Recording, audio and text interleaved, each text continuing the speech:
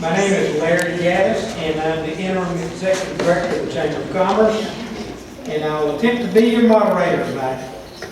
I'd like to first give thanks to Dr. Glenn Dyer and staff at Coastal Pines Technical College for allowing us to use their facilities for these forums. We have with us tonight Betty Gillis, who's Ware County Supervisor of Elections, and she's made available some sample ballots in the back of the auditorium. They're actually outside of the center on the, I don't know furniture, but on a piece of furniture that's out there, the thing that's out there, right in the very center. But they are ballots for the nonpartisan election, for the Democratic election, for the Republican election, and there's also a handout that will provide you the information on the early voting. Betty's here, and she's willing to answer any questions you may have about voting. For this election, voters will declare his or her preference to vote in either the Democratic or Republican primary election. This selection is not tied to the selection you made in the presidential preference primary. In other words, you may have voted in the Democratic presidential preference primary and now select a vote in the Republican election or vice versa. If there is a runoff in any election, you can vote in the runoff only if you voted in the original election. Early voting starts Monday and will continue until started yesterday and will continue until May the 20th. There will be a Saturday voting day on May the 14th. Early voting will take place in the office on the corner of Tebow and Isabella Street. The questions tonight were distilled from those submitted by the public.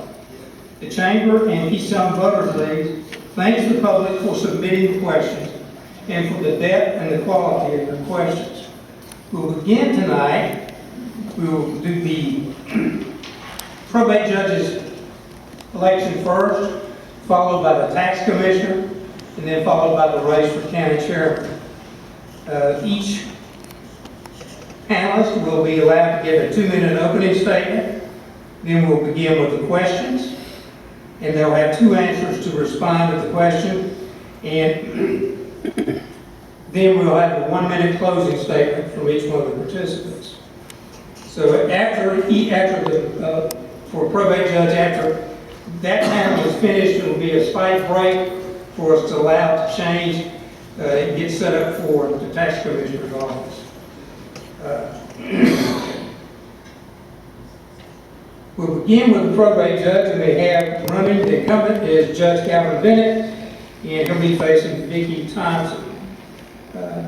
I took a point of privilege, and I talked to Calvin before we got here tonight, and I've asked him to briefly give us the duties and responsibilities of the probate judge, just so everybody is aware exactly what the probate judge is supposed to do.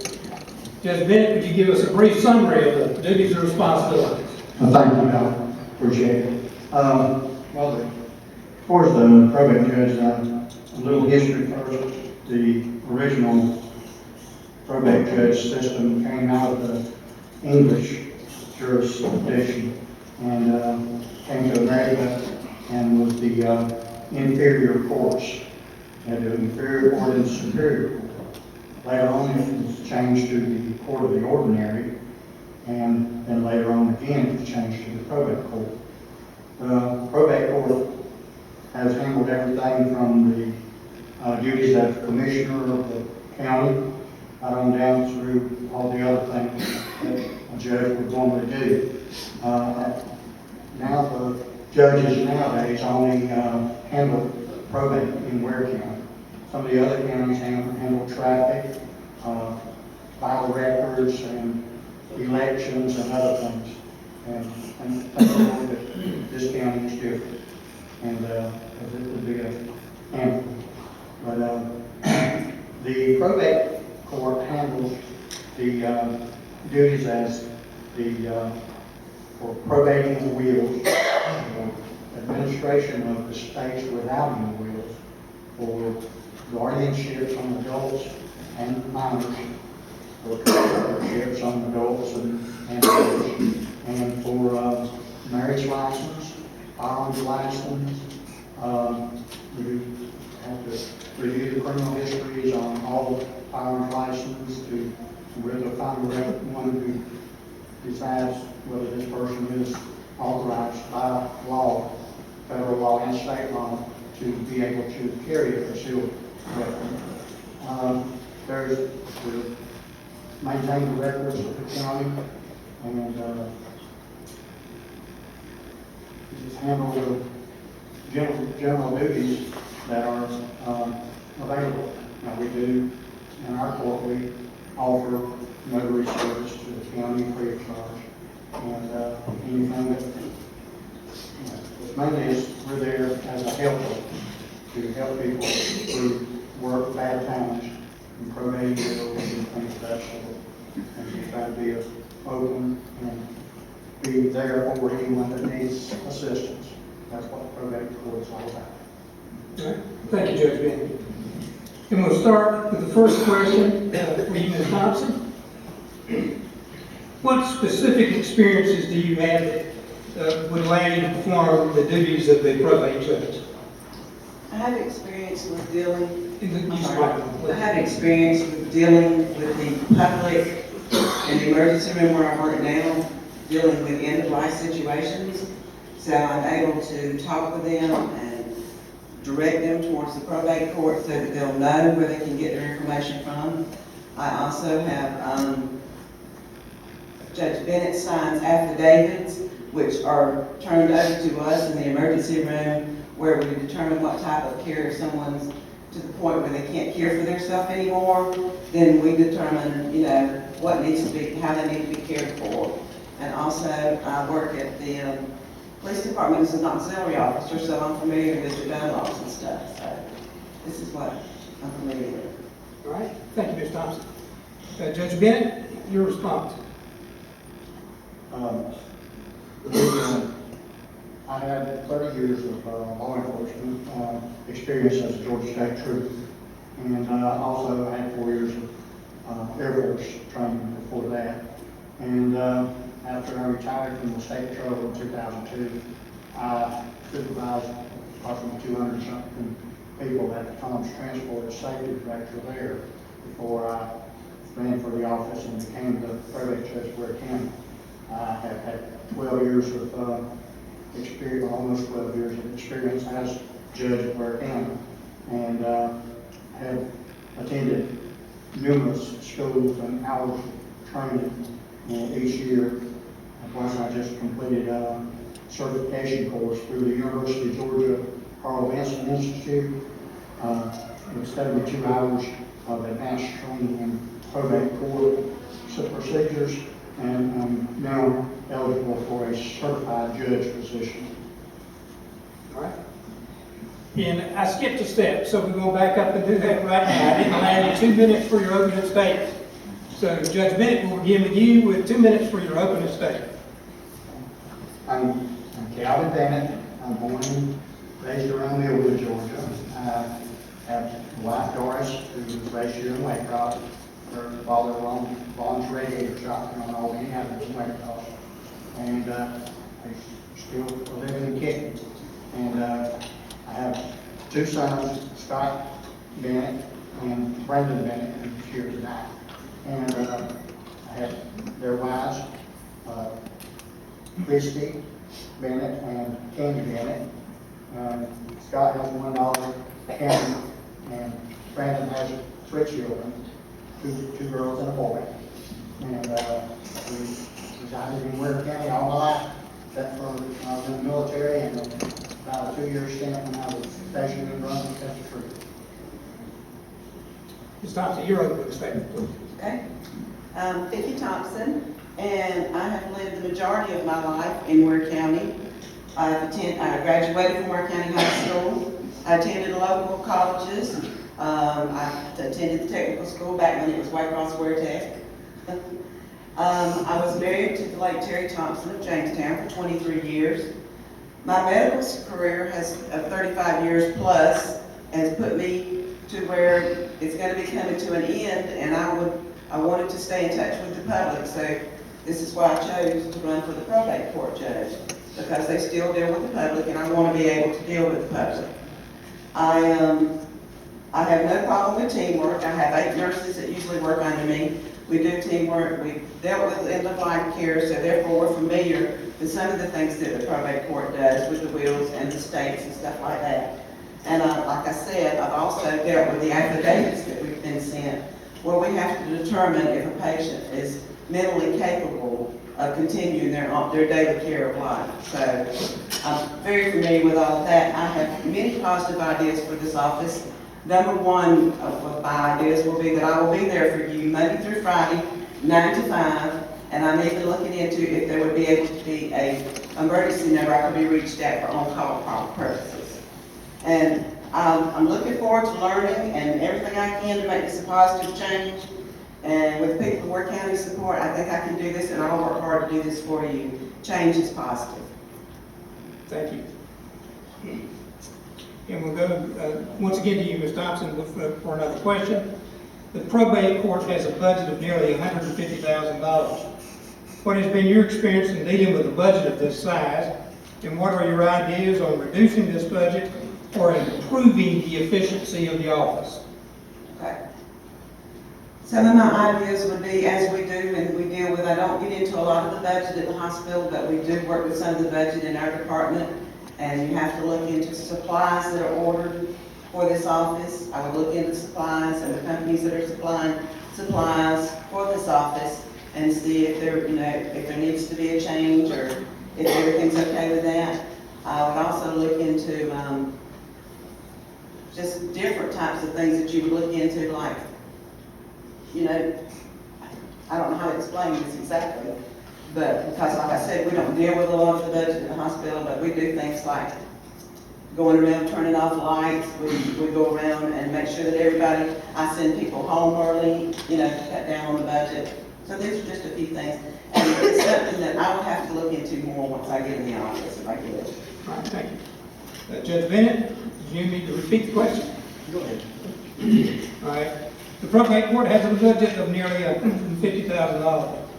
What has been your experience in dealing with a budget of this size, and what are your ideas on reducing this budget or improving the efficiency of the office? Okay, during the last 12 years, we've come a long way from the office. When I first came in office, there was no computer in my office, and we've come from that up to, I've had some computers, and I've had some new computer systems put in, and right now we have the state-of-the-art computer system that's Department of Justice Technologies out of Atlanta area, and they handle most, out of 149 counties, they handle about 2/3 of those counties. And we have built a budget data. We have a running total of expenditures through the county that shows where we stand on our budget. But we plan our budget a year in advance by looking at the proposed things that are coming up through the legislature, through the normal county operations, and things of this sort, to be able to prepare a budget that will sustain us through the year. And we try to plan for any emergencies that may come up, training and other things of that sort. It has to be all planned into the office to be able to fulfill the training needs that we do also. All right. Then we'll stay with you, Judge Bennett, for the next question. What is the most important function of the probate judge, and why is it the most important function? The most important thing is just being able to be there for the public. The main thing that we do is we're a help agency, that people come in that have problems, and a lot of the people that come in the office are coming in looking for help, and maybe in areas that don't even deal with. But we have to be able to try to listen to them and to guide them to the area that they need to be, to the people they need to go to, whether it's an attorney or some other agency or something in the state. And we deal with the guardianships, and Ms. Thompson has talked about the order staff again, is what we call them.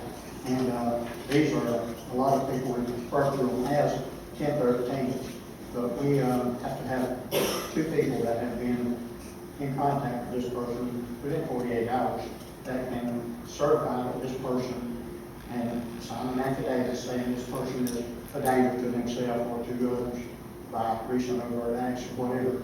And we have them apprehended, doing an order, sending to the sheriff's office, and they will pick this subject up and take him to the emergency room for an evaluation. The doctors at the emergency room are the ones that deem them incompetent enough to go for help or whatever on the 1013. We do a lot of stuff dealing with the firearm license. We spend hours and hours of time reviewing the criminal histories and trying to help people that have something on their history in the past that may have been taken off of their history or taken care of, but it's still on their history. And we have to contact them and get them to be able to clear that. All right, thank you, Ms. Bennett. Ms. Thompson, what's the most important function of the probate judge, and why is it the most important function? I feel like the most important function is when you have to deal with people that are dealing with their, dealing with probating wills. I understand this can be a very, very uncomfortable situation for some, especially if nobody's been appointed to take care of this will.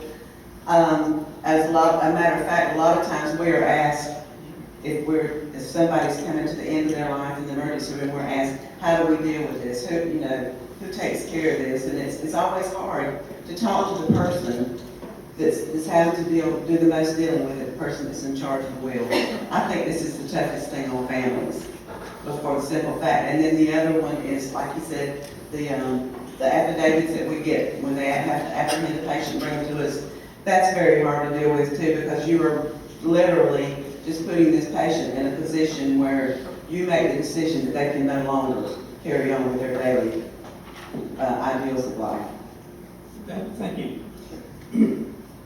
So we'll stay with you, Ms. Thompson. You mentioned some things, but if elected, what other changes would you make to the office of the probate judge? What improvements do you envision?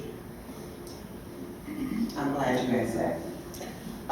One of the changes I would like to make to the probate court is when these people are issued a license to carry a gun, I would like to be able to hold classes to teach people how to respect a gun. And it's not the gun that kills people, it's the people that ends up killing other people. And I would like to maybe quarterly, even if we charged a small fee for, a lot of women don't know how to use or carry a gun, and I would like to be able to hold classes with voluntary police officers. I know people that teach classes or just teach people how to use guns. So I would like to do this in the future and get people more aware of it. You don't just go in and pick up a license and not read the piece of paper that you get or know how to use one. All right, thank you. Judge Bennett, your response? Well, the problem with the firearms license is it's regulated by state law. And we can't just go ahead and mandate that these people go to a class. We can offer classes, but we have to have some kind of agency supervise that, law enforcement type agency that can have people that are certified instructors that can work with these people because of the safety factors and all involved. Now, these classes would be great, and we talked about the laws being implemented to maybe require that, as some states do. But that would be up to the legislature to be able to decide that. And we deal with the legislature quite often through certain issues with the firearms license a lot. Because we had issues that came up with Georgia Carey in the last several years that would have been a disaster if they had passed it without our intervention on it. But we deal with the firearms license daily, and there's so many issues involved that you can't control, but we deal with them as much as we can with the legislature. And she has a good idea about the classes. but being able to implement is where the problem comes in. And it would take a legislative act probably to be able to do that. Thank you.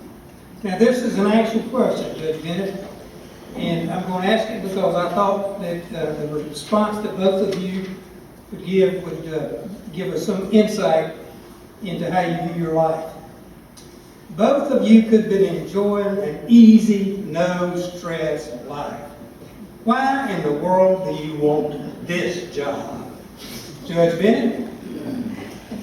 I have dealt with the public for my entire life, and of course, from the time I got out of the military to start with state patrol and all these years I've worked in these areas, and it's been a blessing for me to be able to deal with people. Although I worked out of Brunswick, I worked out of these 6 counties surrounding Ware, and covered all these 6 counties for 20 odd years, and it's just I just enjoy being around people, and the privilege of having people come in that would just sit down and try to talk to you.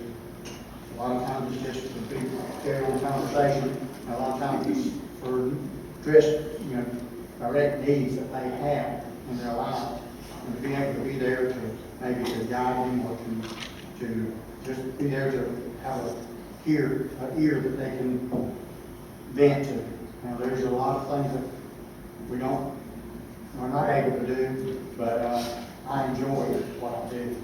And like you said, I could retire, but the good Lord put me here for a reason, and I feel like He's still got some work for me to do, or He wouldn't be prompting me to keep going.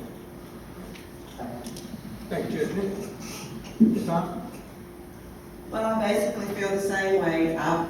Through all my life, I've dealt with the public. I can't see me not dealing with the public for the simple fact that this is something I do all the time. I'm with the public every night because I go to the emergency room, I see everybody, and I deal with all kinds of situations. And like he said, some of them are sad, some of them are happy. I just really think that this is where God wants me to be also, because my retirement was coming up in several years, and I chose and I've studied and I've looked into, and this would keep me more in touch with the public so that I could let the public know what's going on and be able to solve some of their problems, I hope. Thank you. We'll give you all just a minute. We're going to get ready to do the closing statements. How many people out there are retired?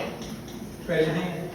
All right, if you probably know like I do, if you're retired and think you're going to do nothing, they'll come to the house and get you to do something. They won't let you sit there and do nothing, right?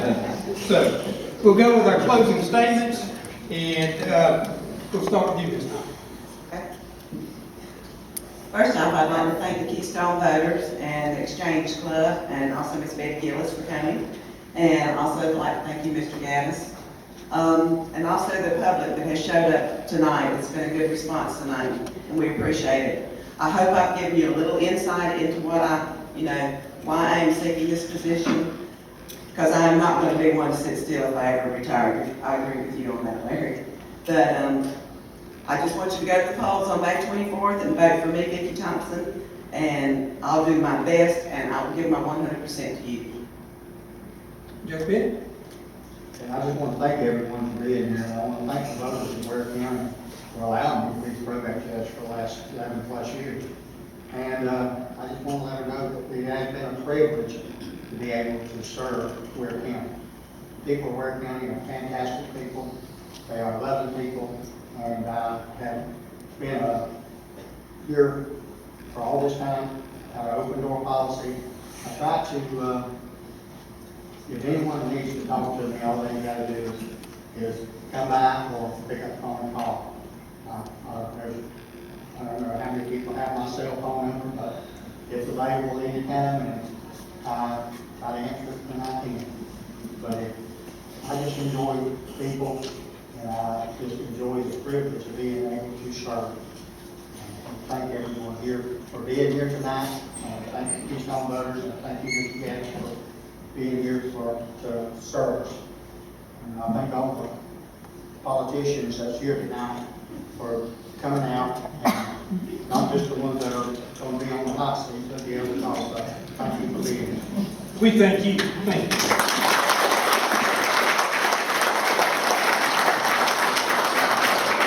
And if y'all have just a couple of minutes, we'll get set up for the next panel, which will be our two candidates for